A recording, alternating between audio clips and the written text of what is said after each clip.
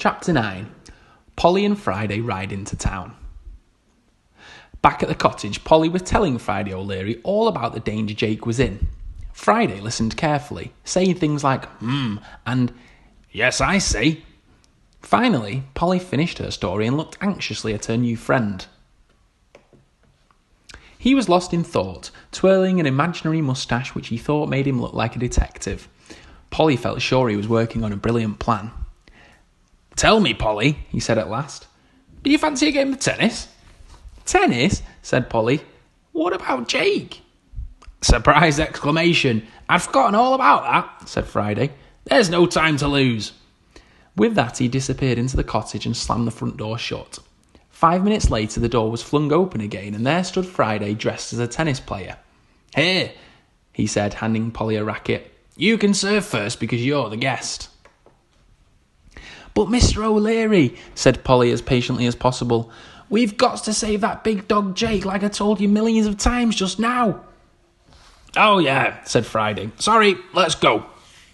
He threw down his tennis racket, jumped onto his motorbike, kick-started the engine and zoomed off like the devil himself. But a good devil, not an evil one. "Hey," shouted Polly, "aren't you forgetting something?" "Oops," said Friday, and returned to pick her up. Polly climbed into the sidecar and strapped on her helmet. "Hold on tight. The truth is a lemon meringue," shouted Friday, and away they went. It was a long ride into town. They passed hills and lakes and rivers and meadows and Scotland. "Oops," said Friday. "Wrong way." And off they belted in the opposite direction. "Hey, Polly," shouted Friday over the noise of the engine. "What did you mean earlier when you said that Jake had once saved your life?" "How do you know I said that?" said Polly. "There wasn't no one around when them words came out my lips." "It's all in this book I'm reading," said Friday, pulling a copy of You're a Bad Man, Mr. Gum from his pocket. "You mentioned it in chapter 5. At that, Polly's face grew excited and her hair grew longer. "Maybe it says what does gonna happen to Big Jake in there," she said. "Don't talk of what might be in the future, little miss," warned Friday. "'Tis unwise, 'tis unwise."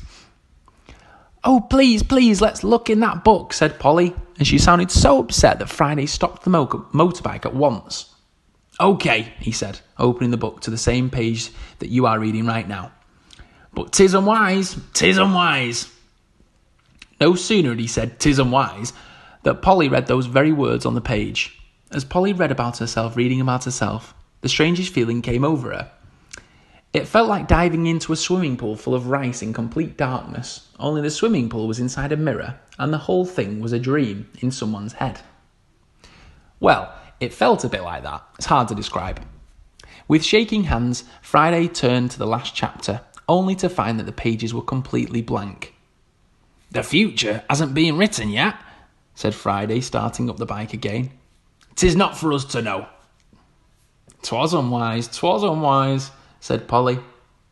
"Hey, I wanted to say that," complained Friday, revving the engine. "Don't steal my lines. Anyway, how did Jake save your life?" "Oh, it was the usual sort of thing," said Polly, as they zoomed off once more. "He rescued me from a burning centipede." Eventually, Polly and Friday O'Leary reached town. They were a-roaring and a-bumping down the high street when they were spotted by Billy William III. Knowing how Friday was a force for good, Billy William jumped out from his shop and began pegging filthy old cuts of meat in their direction. "Ha!" he laughed as Friday swerved to avoid a cascade of grey hamburgers. "This is just like butcher's darts." He picked up a bucket of tripe and sloshed it across the road. "Take that, you force for good," he shouted wildly. "Hold tight, Polly," yelled Friday as the bike went skidding into the slippery mess. "Tripe attack!" Friday steered for his life, but it was no use. The wheels got all gooed up with tripe, and before you knew it, he and Polly were thrown onto the pavement. They lay there helpless as Billy William advanced with a sack of kidneys. "Is this the end?" cried Friday. Woe is me!" But at that moment, something amazing happened. A gobstopper the size of a cannonball rolled down the street. It was quickly followed by another one even bigger than the first, then another. All of them were hurtling with deadly accuracy towards Billy William, and they were being hurtled by none other than the wonderful seller of sweets, Mrs. Lovely. "No!" shouted Billy William. In desperation, he threw a kidney at her, but it missed by miles and landed in a tree. Mrs. Lovely didn't even bat an eyelid. On she came down the high street, humming a pretty tune about a waterfall and rolling the enormous, brightly coloured gobstoppers before her. Soon the street was filled with them.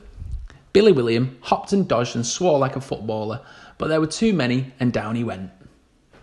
"That woman's amazing," said Friday, his eyes shining with admiration and tripe. "Come on, Friday, Jake needs us," said Polly, jumping back into the sidecar. "Mrs. Lovely can sort this one out." Friday jumped back on the bike, hit the gas, and off they vammed down the road, the battle still raging behind them. "I made that happen," said Friday excitedly as they gunned along.